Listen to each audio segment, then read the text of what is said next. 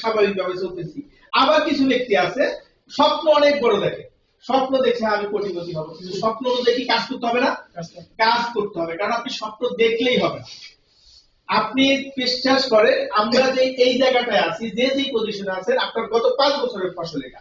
আপনি গত 5 বছরের পরিকল্পনা অনুযায়ী কাজ করি নাই, আমরা স্বপ্ন দেখি নাই, প্রপারলি দেখি নাই। স্বপ্ন তো সবারই আছে, কোটিপতি কেনা হতে চায়, সবাই জিজ্ঞেস করলে বলুন হ্যাঁ স্যার আমি কোটিপতি হতে চাই, কিন্তু কোটিপতি হইতে গেলে কিছু কাজ করতে হয়।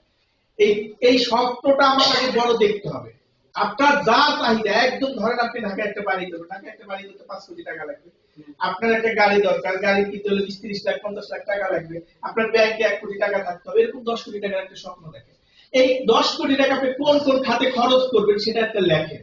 লেখার পর ওটা প্রতিদিন সকালবেলা ফজরের নামাজ পড়ার পরে ওই ডায়েরিটা পড়েন। বিশ্বাস করেন আপনার মন থেকে এত বড় কাজের স্পিড চলে আসবে, মানে আপনি কাজ ছাড়া কিছু বুঝবেন। আপনার কোনো আড্ডা, আপনি চা খেতে যাবেন, সময় নেই। আপনি আড্ডা দিতে যাবেন, সময় নেই। যেখানে আড্ডা দিতে গেলে আপনার ব্যবসা আছে, ওখানে যাবেন। দেখবেন আপনি প্র্যাকটিস করেন 15 দিন। আমাদের সময় ধরো 10টা মিনিটও সময় কেউ নষ্ট করতে পারে না। একদম আমার এই যে প্রায় ইন্টারমিডিয়েটের পর থেকে কেউ নষ্ট করতে পারে না আজ পর্যন্ত। কারো দরকার তাকে আমার অফিসে আসে, কারো দরকার আমার অফিসে আসে, কি বলবেন আলোচনা করেন। আমি যে ওখানে 1 ঘন্টা বসে থাকবো এরকম কি নেই, আমার সময় নেই। কারণ আমার সময় তো দাম আছে ভাই। আমার পরিশ্রম করব, আমার সাকসেসের পিছনে আমার কিন্তু ফ্যামিলি জড়িত, আমার সাকসেসের পিছনে আমার বাবা মা জড়িত, আমার সাকসেসের পিছনে আমার সমাজ জড়িত, আমার সাকসেসের পক্ষে কিন্তু আমার এই দেশ জড়িত। আমি যদি ব্যর্থ হই, আমার অনেকগুলো সাইড ব্যর্থ হয়ে যাবে। আমার কেন আমি ব্যর্থ হবো? ব্যর্থ তো হবো না। সবাইকে ব্রেন দিচ্ছে, আমাকে ব্রেন দিচ্ছে। তাই এই চিন্তা নিয়ে যদি আমরা কাজ করি, স্বপ্ন দেখি, তাহলে কিন্তু আমরা সাকসেস হবো। স্বপ্ন দেখবো তো ইনশাআল্লাহ। ইনশাআল্লাহ। প্রথম কি করতে হবে? বিশ্বাস। এটা আছে তো 100%? ইনশাআল্লাহ। ইনশাআল্লাহ। এরপরে স্বপ্ন, ড্রিম।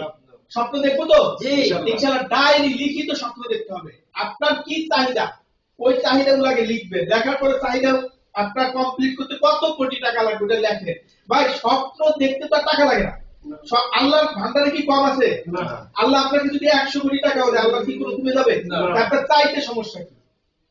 আমার চাইতে সমস্যা কি? আল্লাহ আমাকে 100 কোটি টাকা দাও, এটা চাইতে কি আমার সমস্যা? লজ্জা লাগে? আল্লাহ বসুন্ধরা গ্রুপের মালিককে দিয়েছে, আমার কেন দিবে না? আমি কি তার চেয়ে কি আল্লাহর নিকৃষ্ট বান্দা?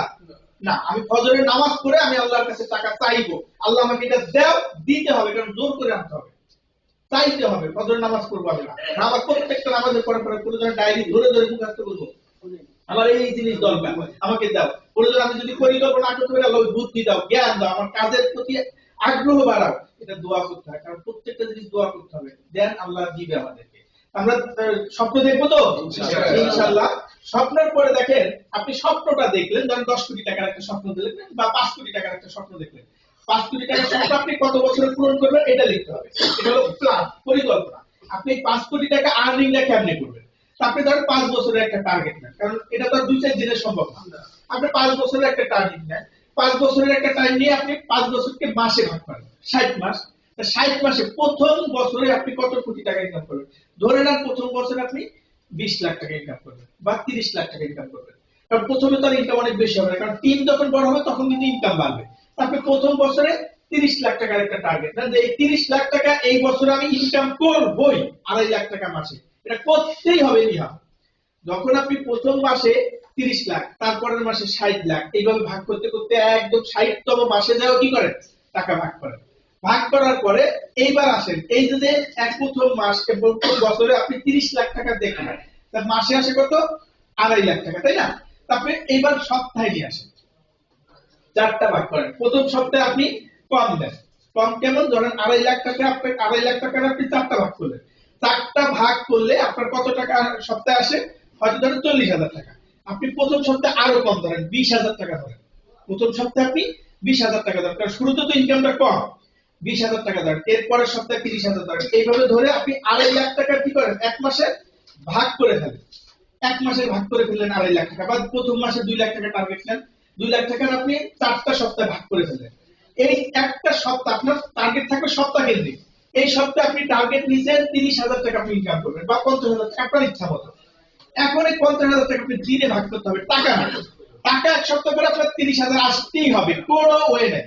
এবার 30,000 টাকা সেলের জন্য আপনার প্রথম দিন কাজ কি? প্রথম থেকে 7 দিন আপনার কাজ কি? 30,000 টাকা ইনকাম করার জন্য আপনি যদি মার্কেটিং